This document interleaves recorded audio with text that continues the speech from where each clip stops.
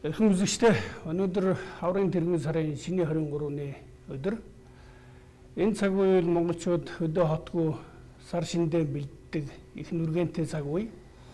Удахгүй цагаан сар болно. Цагаан сарын дараа мал төлөх, хаврын тариалалтын ажил гээд нүүр их ажлууд өрнө. Монголын MNC телевиз, Монголын мэдээллийн телевиз хөгжлийн хүрд гэдэг нэвтрүүлгийг өнөөдөр эхлүүлж байна. Монголчуудын мянган жил эрхэлж ирсэн аж ахуй амьдралын цаг улирлын эргэлтэнд таарсан ийм хөгжлийн хүрд гэдэг нэртэй нэвтрүүлгийг өнөөдөр эхлүүлж, энэ нэвтрүүлгийн анхны зочноор Хүнсүдэ аж ахуйн сайд асан Монгол Улсын гавьяат эдийн засагч Даржаагийн насан жаргал, Монгол Улсын гавьяат мал зүйч Дулуунсүрэнгийн Самдан Жамц нарыг урьж оролцуулж байна. Та бүхэнд өнөөдрийн мэндийг дэвшүүлье. Өнөөдөр бид хаврын улирлын энэ цаг үеийн монголчуудын ахуй амьдрал, ялангуяа мал төлөх, төл хүлээж авах, мачтын амьдрал, мачтын энэ цаг үеийн ахуй амьдралтай холбоотой мөн одоо өнгөрсөн болоод өнөөдөр ирээдүйд энэ мал аж ахуйн амьдрал монголчуудын одоо нийгэм эдийн засагт ямархуу одоо үүрэг оролцоотой байсан, цаашид одоо хөгжүүлэх ямар боломж болцоо байгаа талаар ярилцах болно. Ингээд эхнийхээ асуултыг насан жаргал сайдад тавья. Монголчууд төлөөр баяжиж шөлөөр цаадна гэдэг сайхан үг байдаг. Өнөөдөр бид төлөөр баяжиж чадж байна уу? За тэгэхээр энэ сайхан нэвтрүүлгийг санаачилж явуулж байгаад баяртай байна. Ер нь бол Монгол Улсын эдийн засгийн хоёр тулгуур багны нэг нь яхахгүй хүнсүд аж ахуй хөнгөн үйлдвэрийн салбар, ургадаг алт өсдөг одоо мал сүрэг түүнийхээ ашиг шимийг ашиглах асуудлыг бол бид нэн тэргүйнд бас нэг тулгуур зорилт болгож тавих ёстой. Тэгэхээр хаврын төл хүлээн авах ажил бол хаяанд тулах нь. За ер нь бол төлөөрөө иждэг шөлөөр цаддаг таны хэлдэг үнэн. Тэгэхээр бид нар бол төл хүлээн авах бэлтгэлийг эртнээс сайтар хийж аль болох төлийнхөө өсөлтийн хувийг өндөр байлгах асуудал чухал байгаамаа. За ингээд цагаан сарын дараагаар төл хүлээн авах ажил явна. Урд нь төлөвлөгөөт эдийн засгийн үед бол төл хүлээн авах бэлтгэлийг эртнээс хангадаг байсан. За энэ дөр бол одоо тэжээл базаадаг, хашаа алхаа базаадаг, за мөн төл хүлээн авах байр саваа базаадаг. За тэгээд дээр нь бол одоо төл хүлээн авах ажил бас зөвхөн малчтын хүчин чадлаар хийдэг ажил биш учраас бас одоо төв суурин газраас за мөн одоо бусад хүн хүчийг бас дайчилж туслуулдаг ийм уламжилт ажилтай байсан. За сүүлийн үед бол мал сүрэг маань нэлээд өслөө. Жилд хүлээн авах төлийн тоо бол нэлээд эрчимтэй өсөж байна. За энэ үднээс аваад үзэх юм бол бид нар бол бас мал сүрэг маань сайхан өсөж байгаа.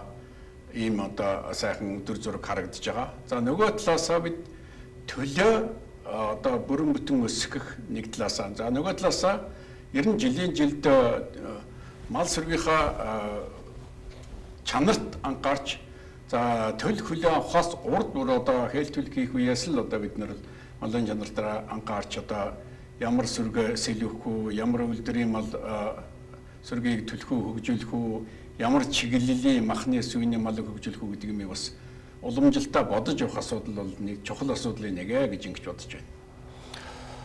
За төл хүлээж авахад мэдээж сүргийн бүтэц их чухал. Ер нь сүрэгт байх хээлтгч малын тоо толгой гэдэг нарийн судалгаанууд байдаг. Энэ талаар та одоо мал зүйчүүний хувьд таны хийсэн судалгааны ажлууд нэлээд байдаг. Та энэ талаар үзэгчдэд тайлбарлаж өгнө үү? За баярлалаа. Ер нь монголчуудын хувьд одоо жилийн дэрүүн улиралд бэлчээрийн мал аж ахуйгаа эрхэлж, түүнийг өсгөж, үржүүлж, ашиг шимийг ашиг хүртэж ингэж ирсэн ийм баялаг дуршлагтай болсон. Тийм учраас Монголыг бол бэлчээрийн мал аж ахуй орон гэж нэрлэдэг. За зүгээр ганцхан жишээ хэрхэд дэлхий дээр 3.7 тэрбум мал байгаа. Энэний 1.7% нь Монгол улсад байгаа. Нэгдүгээр. Хоёрдугаарт Монгол малынхаа тоогоор өхрөөс бусад малаараа бол дандаа 20-с дотгош байранд орсон. Ийм мал аж ахуй орон гэдэг нь одоо мэдэгдэж байгаа юм аа. За мал сүргийг өсгөх, ашиг шимийг нэмэгдүүлэхэд хамгийн чухал зүйл бол сүргийн зохистой бүтэц байх ёстой. За сүргийн зохистой бүтэц бол сүүлийн жилүүдэд бас жаахан алдагдсан. За энэ нь бол одоо мал хөвдөгдсөн та нэгдүгээр холбоотой байх, хоёрдугаарт нь төр засгаас энэ малын сүргийн зохистой бүтэцийг хэвийн байлгахад бас төдийлөн анхаарахгүй энэ өвдөл очихсан юм гэсэн ойлголт ийм хандлагаар хандж ийн гэсэн би ингэж ойлгож байгаа. За жишээлхэд ер нь сүргийн хамгийн зохистой бүтэцэл адуу өгөхөд л одоо нэг азар 2-оос 2.5%, гүү 30-аас 35% бараг 40 хөргмөр байна. Яагаад гэхээр одоо морь өндөг хүн байхгүй. Өсвөр адуу бол нэг 30-аас 35% байна. За цааш нь 40-аас 45% хөргөчгээд морьныхоо үзлэх хувийн жинг нэг 15-аас 20% болгоод тэгээд өсвөр адуугаа одоо эргэлтэнд, эдийн засгийн эргэлтэнд оруулах, бордох, мах үйлдвэрлэлийг нэмэгдүүлэхэд ашигламаар байгаа юм. Нэг юм байна. За хонин дээр ярих юм бол нэг 45-аас 50 орчим хувь нь хэлтгсэн бол байгаа. Энэнийг арай нэмэгдүүлээд 55, 60 орчим хувь болгоо. Ямаагүй адилхан. За өхөр ирнийн хэлтгчийн үзлэх хувийн жин хэтэрхий байгаа. Энэ доор хийж нэг 50-55% хөргмээр байгаа юм аа. За тэмээ бол харин сүүлийн жилүүдэд овоо өсөж байна. Ер нь 1970-80-аад оны үед бол 600-аас 700 мянган тэмээтэй байсан манай улс. Тэгээд хэлтгчид сүргэд эзлэх хувийн жин бол ерөөсөө л нэг 23, 24, 25-аас гэтрэхгүй одоо 40 жил ингэж явж байна.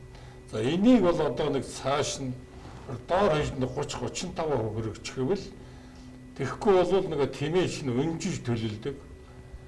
Тийм учраас удаан өсөлттэй энэ хэлтгчийн эзлэх хувийн жин ингээд нэмээд өгчих юм бол тэмээний тоо нэмэгдэх ийм хандлагатай байгаа юм аа. Тэгэхээр сүргийн бүтэц гэдэг бол ер нь тухайн малын хэвийн доктортой эсэлтийг хангахад хамгийн чухал байр суурь эзэлдэг ийм зохистой бүтэцийг чухал хэрэгтэй байгаа. Энэ дээр ялангуяа манай хүнс хөдөөж хөвгөн үйлдвэрийн яам, за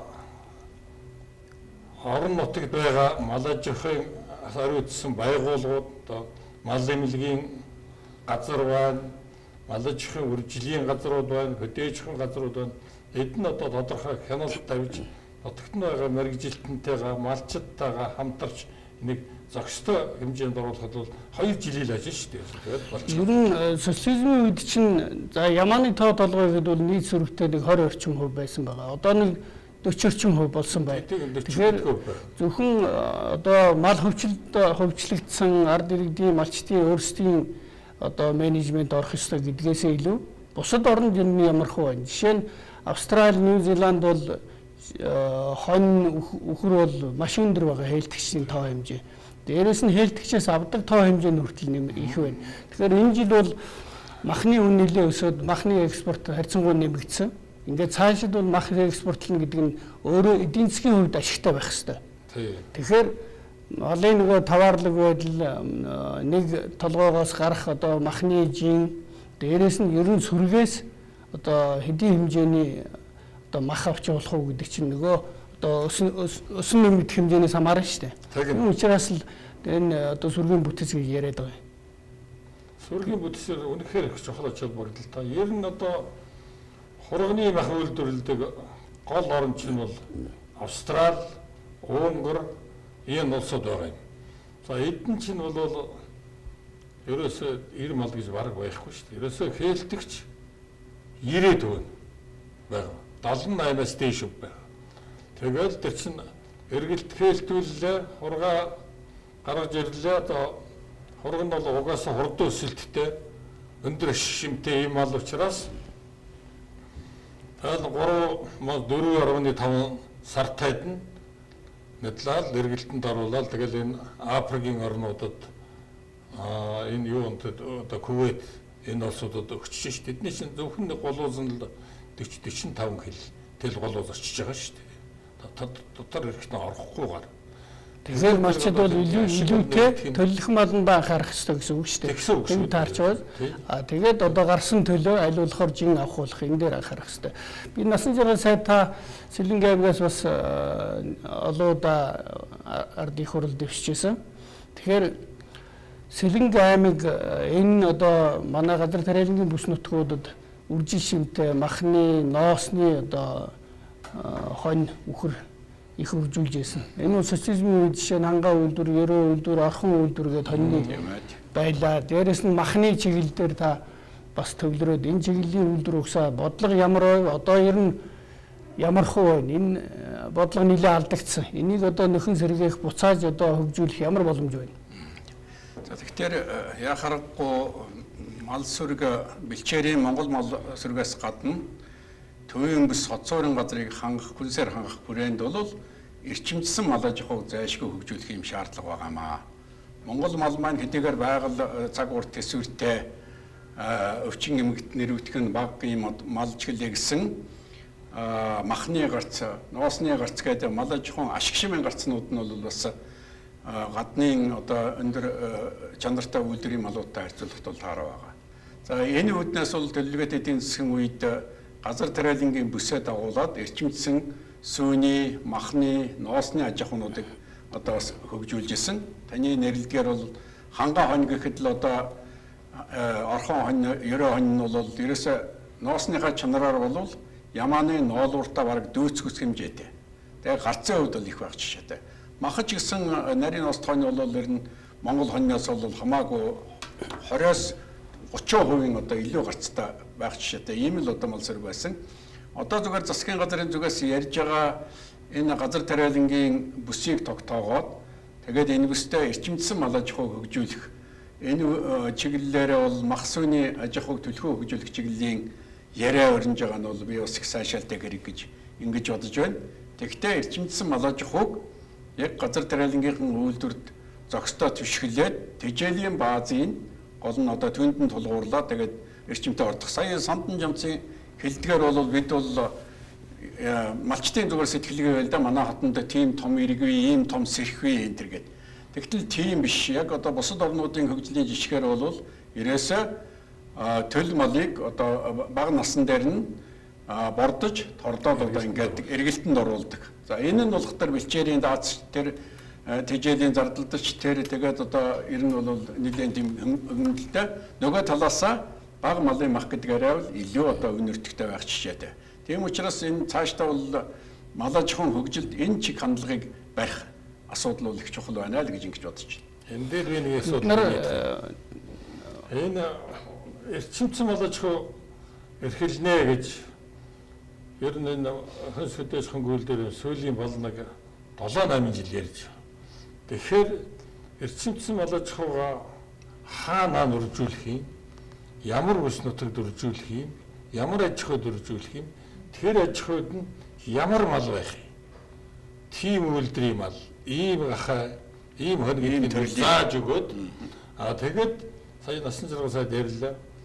Тэжээлэг дотор тэжээлийн одоо баазтай, хашаа байртай, мал аж ахуйн ажиллах туршлагатай, мэрэгжилтэнтэй хамгийн гол нь эрхлэх газар. Одоо газар маш их чухал ерөөсөө. Ингэх юм бол манай малчид бол энийг аваад явчих чадaltaй. Дээр үе чинь одоо Сэзүй 44 400-ын жилжүүлсэн 44 сайлын механикчсан бэрэн байсан. Улаанбаатар хотын шаардлагатай нийт сууны 80% нь хангаж байсан шүү дээ. Тэгэхээр бол манайхан чинь бол шин технологи, шин нэмийг бол эзэмших чадвар та бол сайтай ийм улсуудаа. Энийг л одоо төр засгаас маш хурдан, маш яралтай зохион байгуулад ажилтанд оруулаад бүсийн тогтоогоод өгчих хэрэгтэй. Одоо бол нэг их хурлын гишүүн тэнд нэг өөрийнхөө нөгөө тойрогтой аваачихвал төө тэнд ямар ч хамаагүй зохицох дасах нь мэддэхгүй юм аваачаал тавьчихдаг. Тэр нэг жил болоод чи 2 жил болоод тэгэл хайцсан мэддэхгүй алга болж ш. Нөгөө хүн бол ажил хийсэн нэр зүүж байгаа болохоос ш. Малын ашиг шимийг сайжруулах талаар бол олигтой акц гарахгүй үрдүн гарахгүй тийм. Тэгэхээр саяхан засгийн газраас газар тариалангийн бүс нутгаа зарласан. За энэ газар тариалангийн бүс нутгийг зарладаг нь энэ тариалан бүхий газрууд дээр бас малын тэжээлийг нэлээ одоо тэжээлийн аж ахуйг хөгжүүл дагалдуулаад эрчимцэн аж ахуй хагас эрчимцэн аж ахуйг хөгжүүлэх гэсэн ийм бас их авууштай санаа гэж. Ер нь монголчууд мал мах гэхээр мал одоо бид өвөл болохоор хүүтэрхээр маха бэлддэг, идшээ бэлддэг. Мал мах иддэг, мал өөрөө бас иддэг гэдгийг ер нь бол мартчихад байгаа шүү дээ. Тэгэхээр малын тэжээл бэлчээр гэдэг бол онцгой чухал болчиход байгаа. Энэтэй холбоотой ер нь энэ малын тэжээл бэлтгэл энэ талын асуудал дээр сайдыг та төвлөрч яриач гэж хүсмээр байна.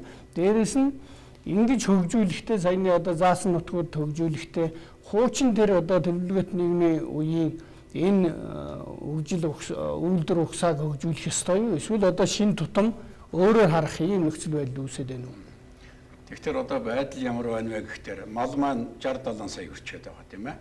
Гэтэл Монгол орны нийт нутаг дэвсгэрийн бараг 70%, түүний дотор бэлчээрийн одоо 60-70% нь ямар нэгэн хэмжээгээр цөлжилт өртсөн, элэгдэлд орсон ийм одоо байдалтай байна гэж байгаа. За энэ нь болохоор бидний бас мал сүргийнхаа тоо толгойг түүний төрөл зүйлийг өсгөхдөө баримтлах бодлого бас алдагдж байгаагийн нэг хэлбэр шинж гэж бодож байгаа. Ер нь бол бид бол яг хоо бэлчээрийн мал аж ахуй энэ бол Монголын өвөрмөц онцлог, өв соёл энэнийг бол бид хязгаарч орхиж болохгүй. Түүний зэрэгцээгээр нэгэнт одоо өсөж байгаа дотоод болоод гадаад зах зээлд өсөж байгаа мал аж ахуйн гаралтай бүтээгдэхүүний нийлүүлэлт хангамж түүний чанарыг сайжруулахын тулд бид бол эрчимцэн буюу хагас эрчимцэн аж ахуйг эрхлэх ажил руу зайлшгүй орох ёстой. Бүс нутаг тогтооно гэдэг бол яг энэ чиглэсэн бодлогоо гэж байгаа. Гэхдээ бас энэ маань тууштай яг одоо наривчилсан тэр заавар зөөлмж тэгээд тэр засгийн зүгээс ямар дэмжлэг үзүүлэх юм, ямар бодлого эрхцэн орчин байгаа юм, газраа яаж эзэмшүүлэх гэдэг асуудлууд дээр бол тийм одоо төгс шийдэлд бас хараахан хүрч чадаагүй байна л да. Тэгэхээр энэ талаасаа бид авч үзээд ер нь бол тэжээлийн үйлдвэрлэлийг зохистой, эрчимтэй нэмэгдүүлэх. Тэжээл гэхтэл одоо ер нь мал өгдөл аманд нь ордог зүйл гэж бас болохгүй. Тэр ашиг шимийн чиглэлээр бид нэр чиглэсэн одоо бүтэц найрлагатай, зориулттай таримлыг одоо тарж тэгээд тэжээл бэлдэнэ гэсэн үг шүү дээ, тийм ээ. Тэгэхээр энэ чиглэл дээр одоо нэлийн эрчимтэй ажиллах хэрэгтэй байна. Газар тариалангийн компаниуд гэхэд одоо улаан буудаа аравс гэсэн нэг хоёр төрлийн юм руу нэлийн хэтэрхий хошуурч байна. Тэгэхээр одоо бол бид нэр сэлгээнд энэ тэжээлийн таримлуудыг оруулаад тэжээл үйлдвэрлэлийн хэмжээг нэлээд нэмэгдүүлэх чиглэл рүү тууштай нэлээд анхаармаар байна. Ингэж байж бид нар бол нөгөө өнөөний сүү дэлэндээ биш хилэндээ байдаг гэдэг шиг тэр малдаа өгч байгаа тэжээлээ оновчтой одоо бүрэн найрлагатай тэжээл өгч тэгээ зохистой тэжээж байж ашиг шимийг хүртнэ. Энэ үүднээс бол ер нь энэ газар тариалангийн салбарт бас тэжээлийн одоо таримл үйлдвэрлэлийн бодлогыг бол их зөв зохистой хослуулж явуулах зүйтэй болов гэсэн ийм л одоо бодолтой байна миний хувьд. Түмэн шууд Моагро гэдэг энэ ер нь 5-6 компаниуд тэжээл үйлдвэрлэлийг эхэлчихлээ. Гэхдээ тэжээлийн үйлдвэрийн түүхийд энэ таримлжуулах энэ үйл явц бол нэлээд хоцрогдонгүй байна. Үйлдвэр барьцдаг нөгөө үйлдвэрийн 20-30% одоо хүчин чадлаа ашигладаг ийм байдал байна. Тэгэхээр энийг одоо хөгжүүлэх тал дээр мал аж ахуйн хүрээлэн ер нь энэ салбарын ямар бодлого барьж байна? Ингэмээр байгаа юм гэж боддог. Ер нь угаасаа манайх одоо бэлчээрийн мал аж ахуйр хэлдэг учраас байгалийн хараат байдалд одоо ган зуд болдгоор болон давтагдсан сүлжилтийн улам нэмэгдэх хандлагатай байна. Ийм учраас ганцхан байгалийнхаа бэлчээрийг шүтэх бишээ. Одоо таримл бэлчээр таримл одоо тэжээл ялангуяа услагаатай газар тариалан их нэмүү оруулах хэрэгтэй байна. Тэр насан турш сайдын хэлсэнд орсодог таримлын бүтцэнд энэ малын тэжээлийн ургамлыг төлөхгүй оруулж өгөхгүй бол одоо ерөөсөө нэг монопол хэдхэн юм л байна шүү дээ. Тэгэл тэрнийхээ үнд зохигдоод ингэж явдаг. Нэгдүгээр, хоёрдугаарт энэ мал нь одоо юу тижээлээ тэр нэмэгдсэн өртгийн албан татвараас чөлөөлөд өчмөр. Тэгвэл тэрэнд чинь одоо бас нөгөө малчид дээр бөөн дарамт ирэхгүй тижээлээ худалдаж авахд ихээхэн боломжтой ийм байгаа юм. Нэгдүгээр, хоёрдугаарт нь тижээл ирнэ малыг бол одоо өөрийн ашиг шимийг шаардлагыг хангасан, баланссан, бүрэн найрлагатай ийм тижээлүүд л одоо чухал болоод байна шүү дээ.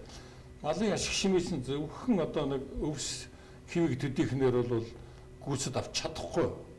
Тэгэхээр л одоо энүүнтэй холбогдуулаад л тэр тижээлийн үйлдвэр одоо манай хуучин зөндөө байсан.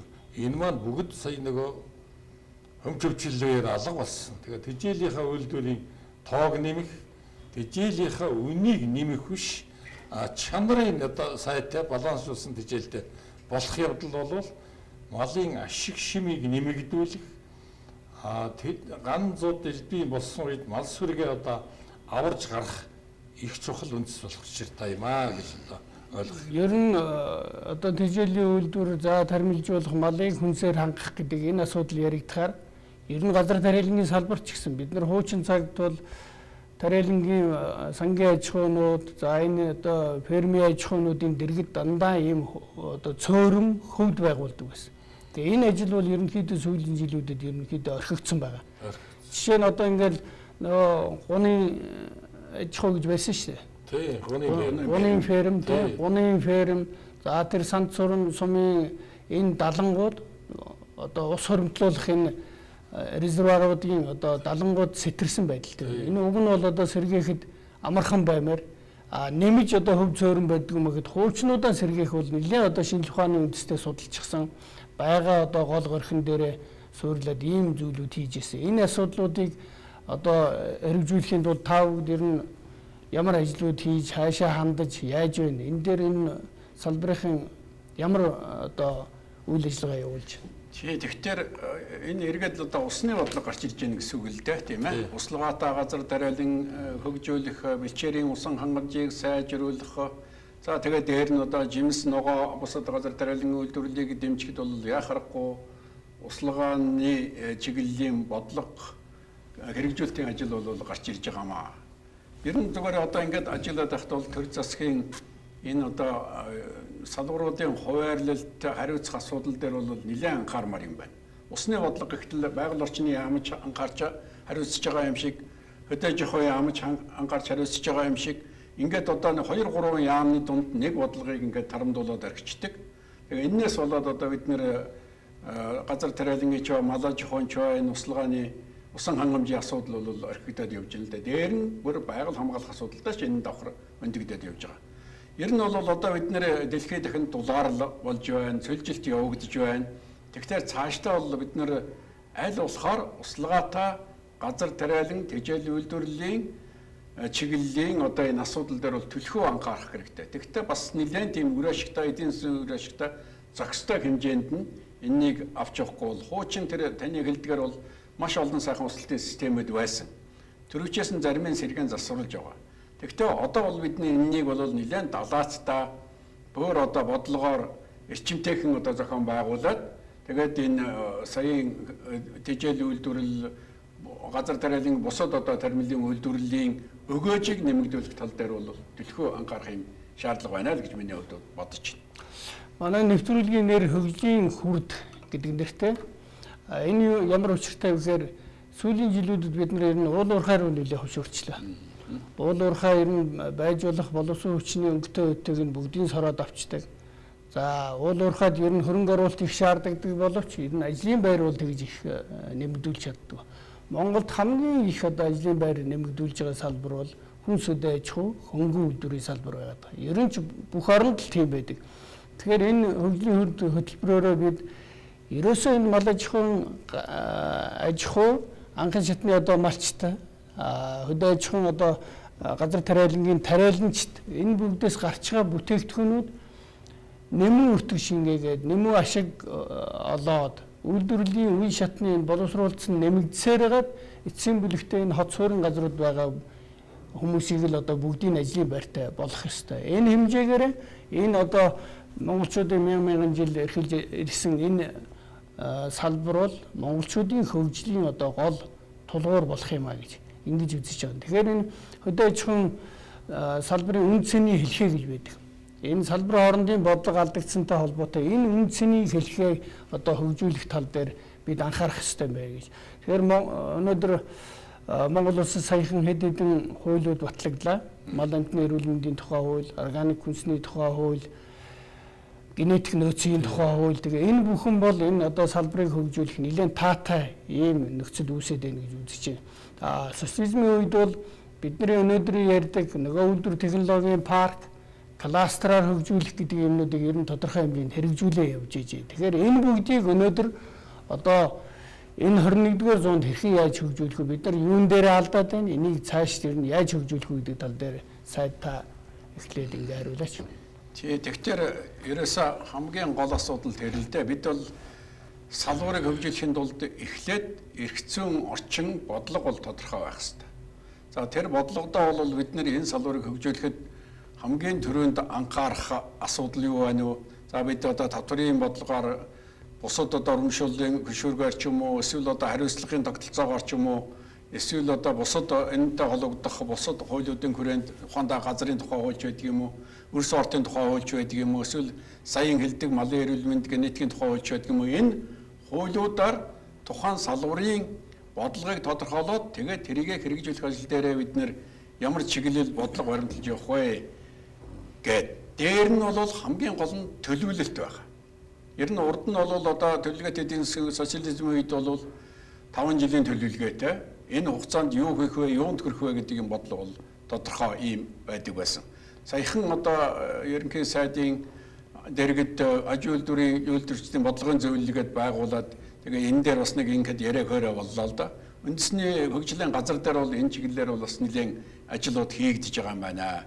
Тэгэхээр одоо бид бол нэг талаасаа эрх зүйн орчноо бол улам тодорхой ойлгомжтой хэрэгжих боломжтой болгох нэг талаас. За нөгөө талаас түүнийг хэрэгжүүлэх төлөвлөлт бодлогыг бол одоо сайжруулах бас нэг онцгой анхаарах асуудал бол миний түрүүчийн хэлснээр салбар хоорондын уялдааг сайжруулах асуудал их чухал байна. Тэгж байж энэ асуудал маань хэрэгжиж байна. Тэгхгүйгээр одоо хондоо за зүгээр одоо боловсон хүний нөөцийн асуудал гал ингээл юм уу эсвэл эрдэмчлэгийн судалгааны ажил гэхтэр нь салбар нэг тусдаа нөгөө эрдэмчлэгийн судалгааны боловсролын яамдж байдаг юм уу. За тэгвэл одоо сургах боловсруулах асуудал нь нэг хэсэг нь бол хөдөлмөр нийгэм хамгааллын яамны мэрэгжлийн сургалт байдаг ч юм уу. Иймэрхүү маягаар бид нэр энэ салбарууд хоорондоо уялдахгүй яамдууд чи ер нь зүгээр бидний үед ч гэсэн тиймэрхүү жижиг сажиг асуудлууд гардаг байсан. Одоо хараад байхад бол ерөөсөө өөрийнхөө чиглэлийн нэг ажил үүргээ хуваартай асуудлыг жаахан ятцуу хүрээнд л одоо бариад ингээд хооронд нь уялдуулах асуудал бол их хангалт муутай яваад байна үдэл гэдэг ийм л юм харагдаж байна л да. Тийм учраас энэ бодлогыг л одоо зангидж их асуудал чухал байна гэсэн миний санаа бол ийм л байна. Ер нь бол мал таях юм гэж байдгүй. Тэгээ бүгдийг л одоо боловсруулдаг. Ер нь ч боловсруулж байсан. Тэр 90-аад он хүртэл бол ер нь малын ашиг шимгээд ер нь гарцуулах бүгдийг л одоо яс тоос амьсгалаас устын боловсруулдаг байлаа шүү дээ. Тэгэхээр одоо энэ хөдөө аж ахуйн салбарын үн цэний хэлхээгээд одоо бүх төвшөнд ингээд үйлдвэрлэлийг хөгжүүлэхэд одоо энэ яаж ажиллах ёстой вэ? Сая одоо малын генетик нөөцийн тухай хуулиа гэж сайхан хууль гарсан. Энийг хэрэгжүүлэх одоо орон нутаг маш их ач холбогдолч анхаарал тавьж ажиллах шаардлагатай. Энэгээр бол одоо Монгол энэ яамандаа бол мал эмнэлгийн ерөнхий газар гэдэг тусдаа бие даасан агентлаг болоод босоо удирдлагатай болоод аймаг таач байна, сумандч байна. За нөгөө мал аж ахуйн үржил ашиг шимийн асуудал хариуцсан хүмүүс нь бол мөн адилхан яаманд одоо бас үржил бүртгэлийн бүтэн газартай аймагтай үржилийн албатай хөдөө бол хөдөө аж ахуйн дасагтай ийм болцсон байна. Тэгэхээр энэгээр мал ашиг шимийг нэмэгдүүлэхэд юу хийх вэ гэхээр хамгийн эхлээд хээлтүүлэгчээс эхлэх. Монголчууд хээлтүүлэгч мал сүргийн талаа гэж. Одоо болохоор яаж яах вэ гэхээр тэгэхээр дур хот дотроос зарим нь одоо засаагүй үлдсэн хуруух шиг чинь хээлтүүлэгч болчихсон явж штэ. Ингээхийн тулд тэр хуулийн дээр зааснаар бог малынхаа төлийг одоо энэ жилээс эхлээд бүр энэ хаврын төлөлтөөс эхлээд одоо хамгийн сайн малтай айлуудаас нь ялгаад сонголт хийгээд ялгах хэрэгтэй. Ялгаад тэр мал аж ахуйн мэрэгжилтнүүд мэрэгжлийн байгууллагуудад төвлөрүүлээд өөрөөр хэлбэл хоцохны суурьтай болно гэсэн. Тэрийг бол тэр сумын захиргаанаас одоо тусад нь бэлчээртэй болгож өгөх, нутагтай болгож өгөх, хариуц хамгийн сайн хүнээр томилуулах. Тэгээд тэндээсээ одоо нөгөө хэлтүүлэгч ашиглаад өнөөдөр энэ жил манайх ашигласан дараа нь эднийх гэхээр төрөл ойртох цус ойртох ийм асуудал байхгүй. Ингээд сүлжээгээр ашиглаад явах. Тэгээд тэрнээс гарсан төлөл нь ямар ашиг шим одоо ямар хэмжээтэй байна вэ гэдэг дээр үнэлт өгөөд тэгээд дараагийн сүргээс илбэд ингээд явчих шаардлагатай байгаамаа. Ингэх юм бол мал ашиг шимийг сайжруулах нэг чухал асуудал байна. Хоёрдугаарт нь тэр бүртгэлжүүлэх ёстой. Бүртгэлжүүлэхгүйгээр зүгээр таамгаар ингээд явж болохгүй гэж. Дараа нь тэр насан туршийн сайдын түрүү хэлснээр бэлчээрийн асуудал ер нь одоо тийм сайн биш байгаа. Тэгэхээр бэлчээрийн тухай манай төр засаг лав 10 гаруй жил ярьсан. Хуулийн батлаад өгчихмээр байна. Хууль батлахтаа бол ийм хоёр санаа байдаг юм бий бол тэр эрдэмтсэн мал аж ахуйн эрхэлсэн улсуудад нь бол цөөн жилээр тэр газрын эзэмшүүлээд өгчих хэрэгтэй. Бусад газрууд нь бол одоо тэр малчид мал өрхийн иргэдэнтэд нь бол тэр нөхөрлөл, хоршоо, одоо айл саахалдаар нь тэр амаар нь юм уу нүгээр нь бол ашиглуулах. Тэгэхээр шин зэрэг тэр бэлчээр шин сайжруулах талаар тэр хүн чинь юм бодно шүү дээ. Бүр эзэмшүүлч бол манай чинь бэлчээрийн мал аж ахуй учраас зуд дорхон болно, цаг агаар муудна, нэгнийхээ нутгаар дамжиж нөгөө тийшээ гарах болно. Ингэхээр зэрэг бол гих мэти нэг хоёрдугаарт нь бэлчээрийг одоо төлбөртэй болох. Бэлчээр ашигласан төлбөртэй болох явдал. Ингүүл тэр хүн чинь тэр дураараа зөвөр өнөөдөр нөгөө л тэр дорнотод очиод буучдаг, маргааш эргэж ирээл хинтэр ороод ирдэг. Тэрнээрээ дамжаад малын өвчин гэгж тарааж мэднэ. Энэ дээр бол нэг ийм юм тогтооход өгчихвөл маш их холбогдолтой болно. Та малын ашиг шин бол малын бүртгэлийн талаар их чухал асуудал өндлөө. Тий. Уг нь нэлээд хэдэн жилийн өмнө мал эмгжүүлэх гэж чухал аяа явж исэн. Тэгээд энэ бол одоо чанаргүй эмэг нийлүүлснээс болсон уу ямар нэг байдлаар энэ тасалдаад тэгээд сүүлийн 3-4 жил бол ерөнхийдөө бол орхигдсон байж. Зүр зогссон. Тэгэхээр бид нар өдөр өдөө аж ахуй яам бол ямар бодлого барьж исэн гэхээр малаа эмгжүүлээ. Гэхдээ ер нь эцэг малаас таны хэлдгээр эцэг мал бол заавал бүртгэлтэй байна. Дээрээс нь энэ хот суурин газруудын малыг бол зайлшгүй яаралтай бүртгэлжүүлэх ёстой байна. Ингээд энэний дараа бол ер нь шин төлөж байгаагаас эхлээд жил болгон бүртгэлээд байх юм бол нэг 3-5 жилийн дотор бол бүх мал бүртгэлтэй болчих юм а гэж. Одоо ямар нөхцөл байдал ямар байна гэхээр нэг цөөн хэдэн бүртгэлжсэн. Ихэнх нь бүртгэлжээгүй учраас тэр хооронд одоо ямар үржил селекц явж байгаа, ямар одоо холио солио явагдаж байгаа, шилжид төлөвлөгөө нь ямар байгаа, хэдэн заазлагдсан, ямар байдалтай байгааг ерөөсөө нөхцөл байдлыг бол хэн чадахгүй. Хяналтнаас гарцсан.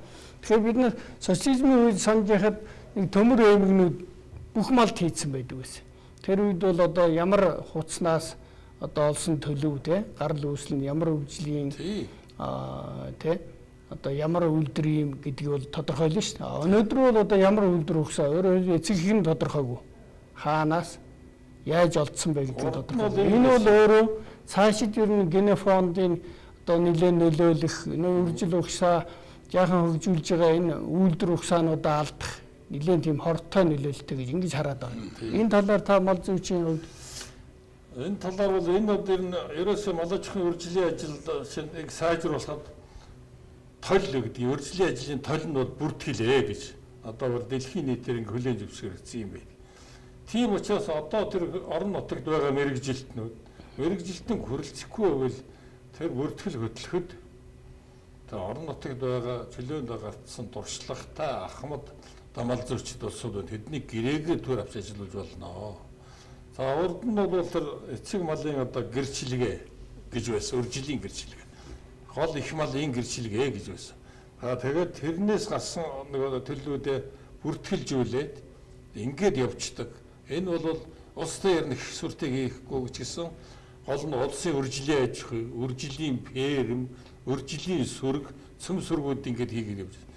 Энэ бол болж ирсэн. Тэнд нь бас зохих хэмжээгээр орон тоог өгөөд хүмүүсийн цалингийн бас арай жилийн 5-аас арай 10%-аар илүү цалинжуулаад ингээд хяналт тавиад явдаг. Ингээд болдог. Одоо бол боловсролын хувьд нэлээд нэмэгдсэн. Саяны мал эмнэлгийн газрын чинь орон тоо нэмэгдсэн учраас энэ ажлыг хийгээд явах бүрэн тусдаа гарцсан учраас одоо бол боловсролын хангалттай гэж ингэж үзэж болох байх.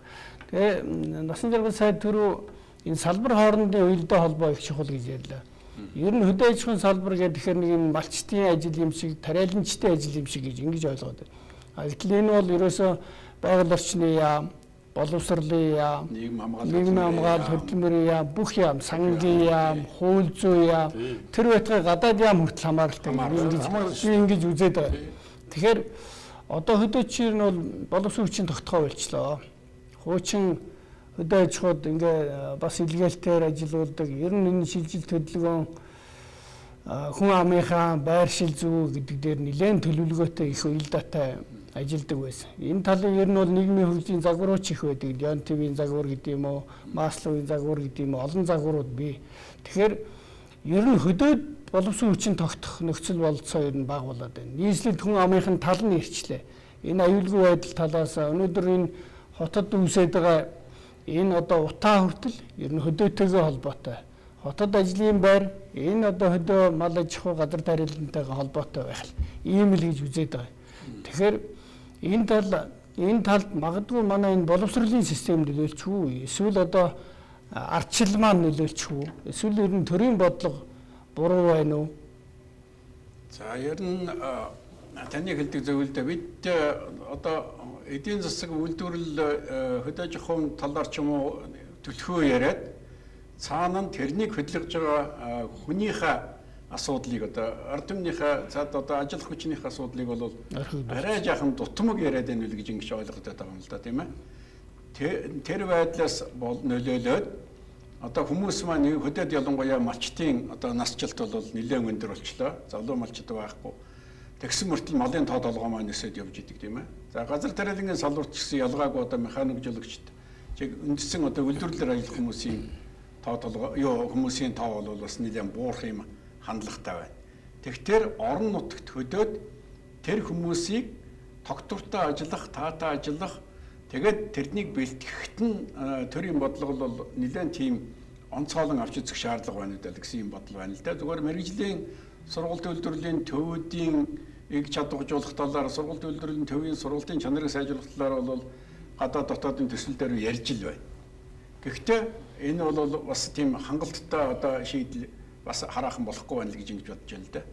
Энэ одоо зүйл дээр нэлээд төлхөө анхаармаар юм уу? Таны хэлдгээр одоо хүмүүс хот суурин газар энэ одоо зах зээлийн харилцааны шилжснээс хойш дийлэнх нь нүгэд ороод нэг хэсэг нь бол одоо малаа зодонд хөлчөөд ирлээ, нөгөө хэсэг нь бол бас арай жаахан зах зээл төлхөө ойр гэдгээр нь нүгэд ороод ирлээ, ах トゥ угаа татаад ороод ирлээ. Гэт одоо бол бид нэр айлуулахаар эргүүлээд хөдөө орон нутг руу энэ хүмүүсийг хөдлөх боломж юу байна вэ? Социализмын үед бол Монгол өсөлт залуучдын эвлэлийн байгууллага гэж байсан залуучуудыг илгээлтээр тэр одоо чухал салбаруудад мал аж ахуй, газар тариалан, за эрдэнэт одоо бус бүтээн байгуулалт руу ингээд гаргадаг, урамшуулдаг, хөшөөр болгодог, сайн ажиллахтаар нэргүүлээд боловсрол мэдлэгийн дэвшлэх талаар бол дэмжлэг үзүүлдэг юм байсан. Одоо зүгээр бас нэг ажиллагдж байгаа юм бол хэд одоо бид боловсрол чанаргүй боловсролын хойноос хөөцөлдөд байна. Хүүхдүүдэд айлуулахаар суур мэдээж ерөнхий боловсрол олох гэн зүйтэй. Тэрний төлөө жишээлбэл 6 настай сургуульд орж байгаа хүүхдийг их нь аваа сумын төв дээр суудаг, аав нь хэдэн малтайгаа одоо тэгээд өдөө байж идэг. Иймэрхүү маягаар одоо тэр гэр бүлийн доктор суурьшил талаасаа ч за хүн амын хөдөлмөр хангамжийн талаасаа ч бас нэлээд бодууштай зөрчилтэй ийм асуудлууд бас нэлээд байна уу? Мэргэжлийн үйлдвэр сургуулийн төв гэхэд танкимд одоо 60-70% суух биш 40% ерөөс онлынхаа юмыг үзээд 60-аас доош хувь нь бол яг одоо үйлдвэрлэл дээр жимсний аж ахуй жимснийх дээр үр тарианд бол үр тариан дээр ойдл дээр тийм ээ барилга дээр ингэж л байж чанартай тэгээд тэр салбартаа сэтгэлтэй мэрэгсэн ийм боловсон хүчнийг бэлтгэх ийм нөхцөл бүрдэх юм болов гэсэн ийм л миний хувьд бол ийм ойлголт байна. Социализмын үед нэг өдөөгийн малчдын нэг 50 орчим хувь нь ер нь 35 хүртэл насныхан байсан юм байна. Өнөөдөр бол нэг 30% дөнгөж гарахтай үгүйтэй байна. Тэгээд залуучууд ерөнхийдөө хот руу их тэмүүлж байна л да. Гэтэл өнөөдөр яг социализмын үе шиг залуучуудын хөдөө явуулаа гэдэг эдгээр чи явахгүй. Юуны төлөө явж байгаа нөхөр хөрөнгө, мөнгө, ашигын төлөө. Гэтэл энийг хэрвээ ойлгуулах юм бол хөдөө рүү нэлээд чиглэл биш үү. Яагаад тэгж юм нэхэр ерөөсөө олон улсын байгууллагууд энэ мэрэгжлийн байгууллагууд эдийн засгчдыг үзэж байгаагаар бол хамгийн ашигтай салбар нь Монголд бол хөдөө аж ахуй байна.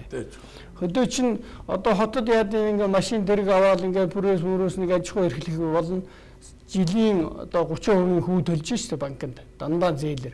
Гэтэл хөдөөд чинь одоо мал гэдэг чинь жилдээ бараг нугарчдаг. Нөгөө амьд байх ашиг шимээ өгч чинь дээрээс нь үр төлөөрөө дахиад нэмэгдэж чинь ингээ бараг нугараад байдаг. За одоо энгийнээр хэлэх юм бол бараг геометрийн прогрессор нэмэгдэнэ гэдэг шиг. 60 төрүүгээд бид нар ярьдаг. Нэг одоо үр ургуулад 60 төрүү болно гэдэг чинь одоо энгийнээр ойлгох юм бол бараг 60 нугарна гэсэн үг шүү дээ. Цаг сайн байх юм бол. Тэгэхээр энэ бүгдийг сайн ойлгуулах үйл ажиллагаа нэлээд хосрогдоод байна уу? Хэрвээ ойлгуулах юм бол хөдөөрөө тэмүүлэх одоо ийм сайхан өрнөө хөдөлгөөн өрнөх үү гэж. Хөдөө бол одоо сайхан байна шүү дээ. Хөдөөд амьдрал байна, цэнгэг агаар байна, мал нь байна, ус нь байна. Хотод байгаад байхаас нь одоо нөгөө тэгэл агаарт утаанд хордоод тэгээд манай залуучууд бол хөдөө орон нутагт одоо тийм сайхан эрүүл экологийн цэвэр хүнсэн тэнд байна. Тэнд л одоо ажиллах талаар одоо анхаармаар байгаа юм. Нэг хоёрдугаарт нь түрүү насны зураг сайд хэлсэн. Хуучин бол темс гэж байсан. Одоо мэрэгжил сургалт үйлдвэрлэлийн төв. Энийг их зохистой газар байрлуулж шаардлагатай мэрэгжилтний бэлтгэж хөдөө орон нутагт нь ажиллуулах мөн ажиллуулах нөхцөлийн ангаж өгөх энэ явдал бол маш их чухал байгаа юм аа.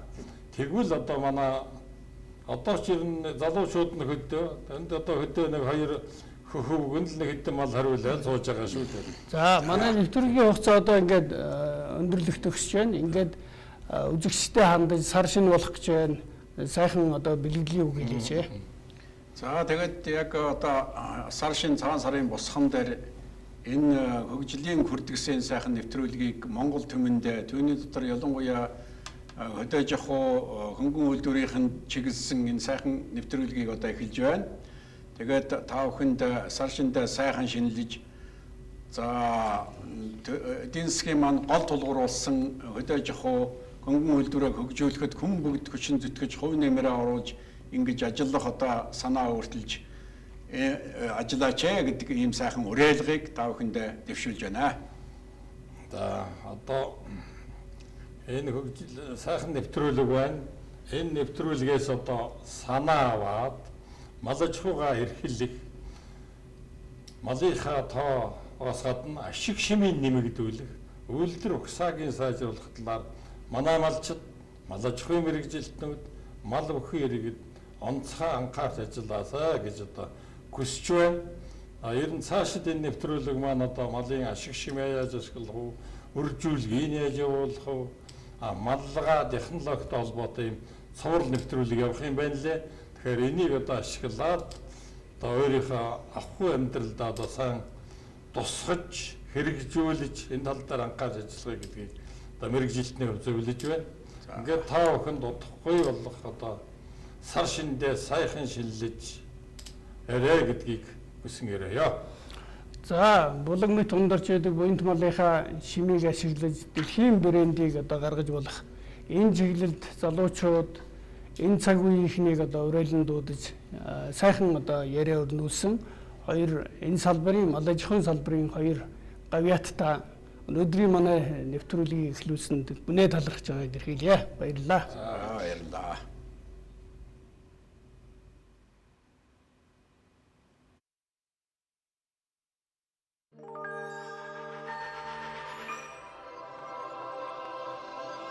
баярлалаа.